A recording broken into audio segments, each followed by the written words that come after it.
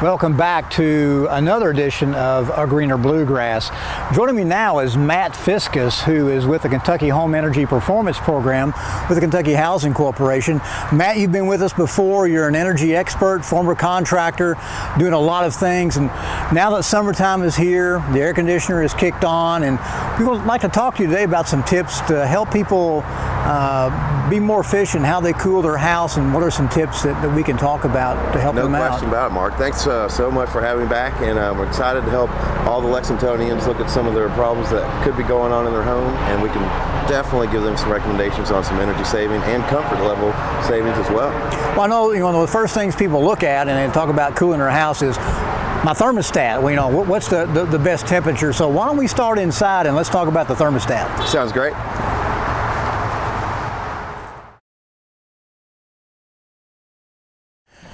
Matt, again, one of the first things that people talk about is their thermostat and what temperature setting should they use. And I guess one of the first things we need to talk about is the type of thermostat they need to have in their house. Definitely. There's no question about it. The newer digital thermostats are a great upgrade for a lot of homeowners, but programmable thermostats are where it's really at for a lot of energy savings. The reason is if you're a homeowner that's not home during the day, say for instance an 8 or 7 hour time frame, you can have a programmable thermostat that'll slow down how much your unit is actually using energy while you're not there. And then it'll slowly ramp itself back up by the time you get home from work. Saves a ton of energy. Your home's comfortable by the time you get home. It's a great idea to have a programmable thermostat. And they're really not that hard to install. I mean, I installed this one here, so if I can do it, I figure anybody can do it. Exactly. It's great. And if you are uncomfortable doing that, I'm sure there's a service technician in your area that can easily put it on for you and help you get to an energy saving that will help your family greatly. And so let's talk about, really, during the day or during the evening, what temperature should we keep our thermostat on? That's the age-old question of comfort level. So I can't answer that greatly, but a really good temperature setting for a home, 72 to 74 during cooling season, is a consistent temperature that'll help homeowners just not go down so low. You don't want to go into the 60s. That will really make your unit work so hard when it's 90 degrees outside, which leads me into a conversation I want to talk about. How is your unit actually running due to the outside weather? That's very, very, very important to energy and comfort level. When you've got so much hot and cold air coming into your house, it makes your thermostat run twice as much.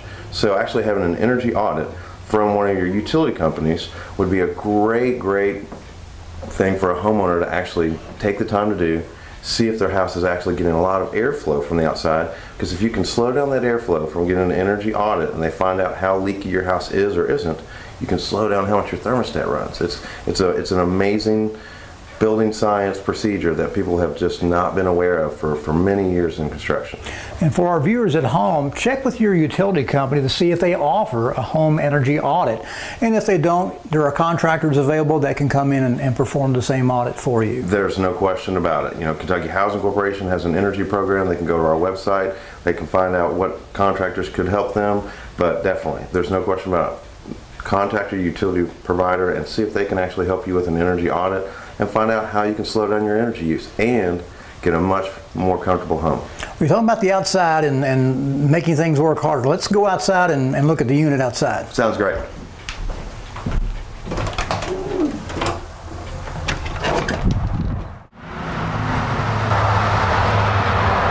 Okay, we're outside the house now, Matt. Let's talk about your outside unit and what should we be thinking about looking for?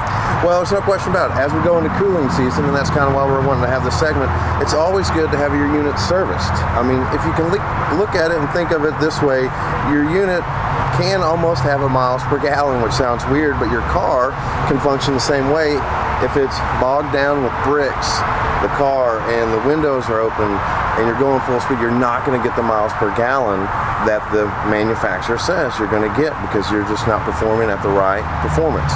But if you are looking at an older HVAC unit that needs a little service, they can clean the coils, they can get the right charge on it, and I see you've got your filter in your hand, change your filter. It allows it to breathe so much easier. It uses less energy. It's almost like driving in your car, rolling up your windows and getting a better miles per gallon. Yeah. And changing the filter regularly in your furnace, it may be the easiest thing of all to do. Correct. They are set up almost for every homeowner to be able to do that. And again, as it gets created with thickness of debris and dust and particles, the unit just won't operate as well. So when those filters are changed out regularly, the unit will actually function more efficiently, you'll have better comfort levels, and you'll have less utility bills. And very quickly, we've been talking about keeping your house cool for the summer. It's not too early to start thinking about what you can do to your house in anticipation of the coming winter. There's no question about it. Again, as we talked about earlier, an energy evaluation, either from your utility company or a contractor that can actually look at your home and how it's performing as a home performance procedure, there's no question about it. Start thinking about it ahead of the game, and thinking about your heating months, your attic insulation, your topic that we were talking about earlier off camera, knee walls. It's amazing how knee walls, when you have an attic on one side and a bedroom on the other, or a living space on the other side, it's amazing. If it's 90 degrees outside and 140 in that attic, and you have R13 in that wall, pink insulation, all that means is it takes 13 minutes for heat to transfer through it. 140 degrees, 13 minutes through that wall, that bedroom will not be able to keep up with the thermostat. The thermostat will run all day, all night, trying to get to 70 degrees. What's that doing? It's making that bedroom uncomfortable. Some people don't sleep upstairs because their rooms are too hot or too cold in the winter. Garages have similar issues. Your thermostat's running 24 hours a day, 7 days a week, trying to get it to 70 degrees, and it just can't. But if you had a home energy evaluator come and look at that and see how you could just cap off that knee wall, that room will actually comfort itself to 70 degrees, and your utility bill will go down dramatically. So there's a lot of things that someone can do looking ahead, trying to get an evaluation of their home. And speaking of a lot of things that people can do, again, one of the easiest things they can do is go to the internet and look at information that's available. Talk just briefly about the program that you're involved with the Home Energy Performance Program, and how people can get information. I would love for people to come, and feel free to visit our website. It's kyhomeperformance.org.